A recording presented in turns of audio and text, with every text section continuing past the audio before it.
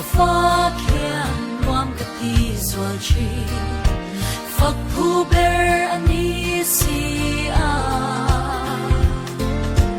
la mo in ka fa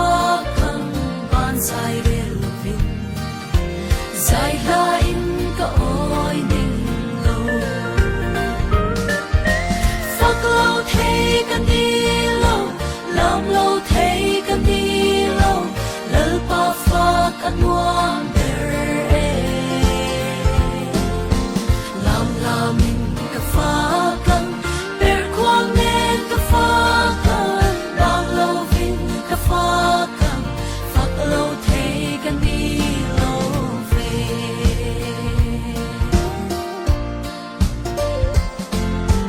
leilal te tan hian lal lo pui ber ni pathian te pathian ani lal lo pui ani hian kin ni ani lo cha tuanin alal ren mang fak lo thei ka ni lo lam lo thei ka ni lo lal pa fak anuam ber e lam lam in ka fa kang ber kwang nen ka fa kang bang lo vin ka fa kang fak lo thei ka ni lo ve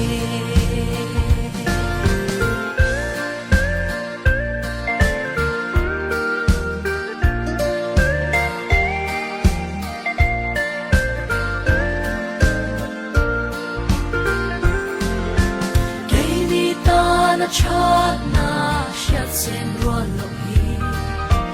ni tin ni na thar se le amang ai na ro pui cha tuan in na om amma fa ka thu pui ber fak lo thei ka ni lo lam lo thei ka ni lo lal pa fa ka nuam ber e lam lam in ka fa kang ber kwang nen ka fa kang bang lo vin ka fa kang fak lo thei ka ni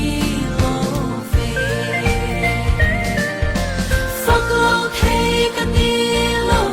lam lo thei ka ni lo lal pa fa ka nuam